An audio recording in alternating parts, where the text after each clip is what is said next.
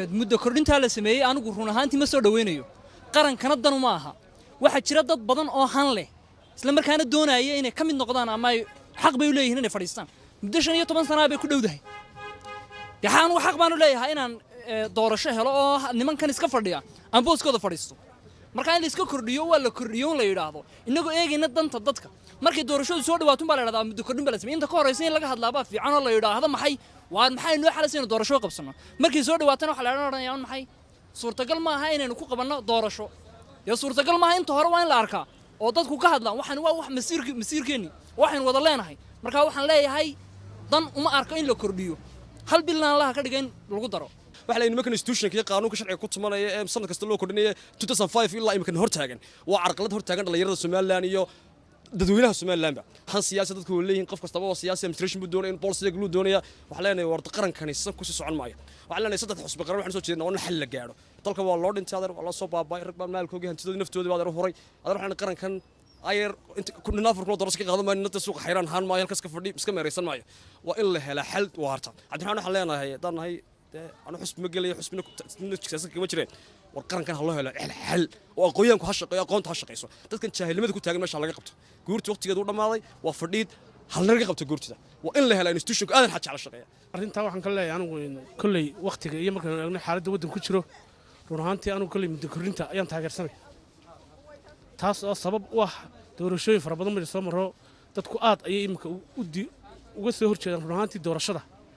وقت كان إمك عين كديسكا يعني سيرجل كريم ومتذكرين أنه سمينا واحد معقول أو مش كشرة مركن دنت تلك إيه إنه حالة أنه كشرة سلاعي تاي يدو قفك ملك له دوتيسو كلي أجوا يحنتي أرنتو لكن وين ودنك إيه آيها ودنك أجوا إنه ترشلين أنت بلوري مهم وين والله وأنا أكسب بانو قبل كودي واي بس الحادث تلك إيه المجرد واحد لو بالسجال بلود وما هو بريد ما نسا مجرد مركا أركان وين وين لو كوري مجرد أدم سود وين يا waxaan soo jeeray amarka ay go'aanka ku gaareen inay shacabku qaataan aan ku talinayaa waxaan ka soo horjeedaa in muddo kordhin la sameeyo markii saddexaad ama afraad 15 sano ay fadhiyaan golahan baarlamaanka ama golaha wakiiladu taas horta waa iyadu halkeeda talabaad waxay tahay muddo kordhinta la sameeyay waxa la isku beegay xilliga ay dhacayeen golahan qabanaya komishanka doorashooyinka oo iyagu ku beegnaa bisha 12 ku beegan doorashada waxa la qabanayaa bisha 12 December marka iyadoo marka hore ay muddo dhaaf ay ahayd haddana in carqalad kale oo muddada lagu sii kordhiyo meesha la dhigo unba weeye marka hadhow la gaaro waayo xisbiga ka maqan xisbiga aqlabiyada dalka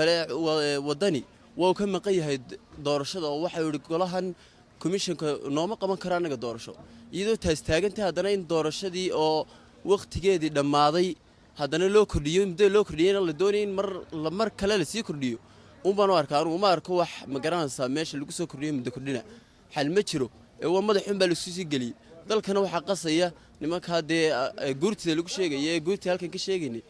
dalka aynu islahayn iyagu guurtii iyo dad waaweyn oo ma garanaysaa odayaasha dalka u turiyay noqdaan iyagu baa madax isku sii galinaya dadka golahan waxa baan anigu u arkaa inuu yahay oo ma uu noqdayba golaha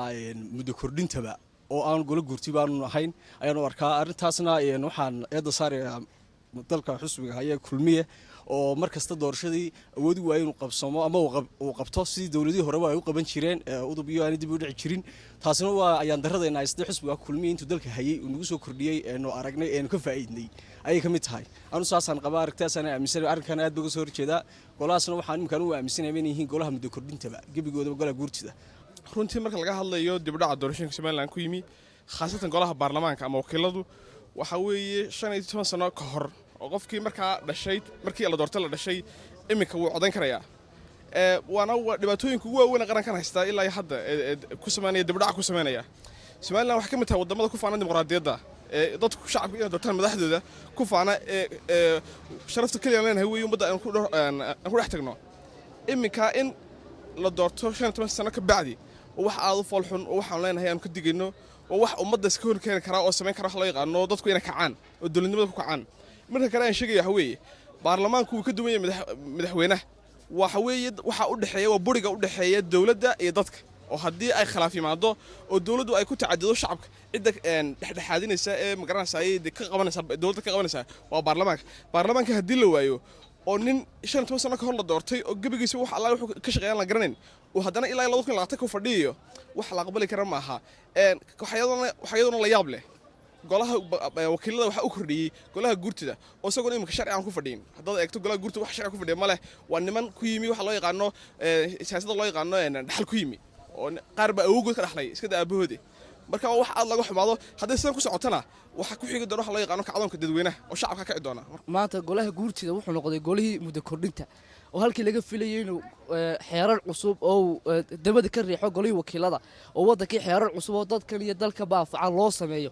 kaliya wuxuu ku mashquulay inuu xukuumadda iyo golba golaha wakiilada ugu kordhiyo intuu doonaba ahaatee taana waxaa maanta looga fadhiyaa madaxweynaha dalka madaxweyne biixi waa inuu maanta arrinkaa aad iyo aad wax uga qabtaa ta ugu horreysa uu ololihiisii doorasho ku gala waxaa inuu doorashooyin xor iyo xalaalo dalka ka sameeyo tiin ilaa maanta lagama hayo muddada uu joogay marka anigu madaxweyne biixi waan kula dardaaramayaa maadaama uu yahay hoggaankii dalka maanta waxaa laga filayaa inuu waddankan u kaco oo nidaamka iyo sharciga hala ilaaliyo talabaad waa inuu golaha guurtida dabada ka riixa aad iyo aad baan anigu uga xumay muddo kordhinta la sameeyey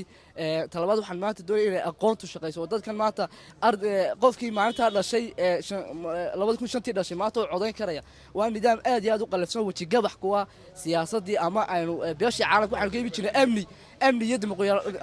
dimuqraadiyadda beeshii caalamka ka ibi jirnay maanta labadiiba meesha way ka sii baxayaan marka waxaan maanta beesha caalamka la hortagi jirnay hadda dimuqraadiyadda Soomaaliland haysataa tii maanta meesha way ka baxday taasna waxay weji gabax ku tahay madaxweyne biixi oo maanta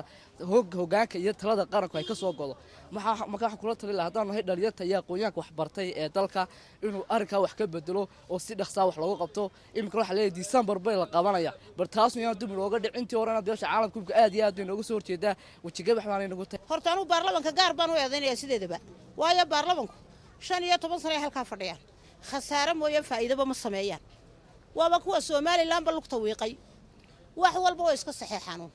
sax iyo khalad midna ma eegaan wax kasta way iska saxeexaan kuwaasi waa khaldan yihiin iyagu waa qaar meesha khasaare ku fadhiya saddex nin lacagtoodina way cuneen ila saddex imika saddex laba goor kale ayay imika dooranay tii saddexaad baa imika la gali la inta la kuraasoodu way cuneen waa ku xaaraan dulmi bay caruurtooda siinayaan wallahi run ahaantii markan ka hadlo muddo kordhintan loo sameeyay golaha wakiilada ee Jamhuuriyadda Soomaaliland run ahaantii horta aad baan uga soo horjeedaa arrinta ayada mana aaminsani anigu shakhsiyan hay'adda baarlamaanka aqalka sharci dejinta baarlamaanku inuu yahay hay'ad dastuuriya waqtigan hadda la joogo because waa 3 jeer bay expire yihiin waqtiga la doortay waxay 2005 hay'adana inta badan waa hay'adda baarlamaanka ee sharci dejinta waxay inta badan ay lagu hayaa musuqmaasuqaasoo ah in kaliya aanay u joogin meesha inay yihiin hay'ad sharci dejin laakiin ay u joogaan inay yihiin shaqo tagayaal anigu ma aqaan hay'ad sharci dejin inay yihiin laakiin waxay yihiin shaqo tagayaashaasi waxay ku salaysan yihiin musuqmaasuq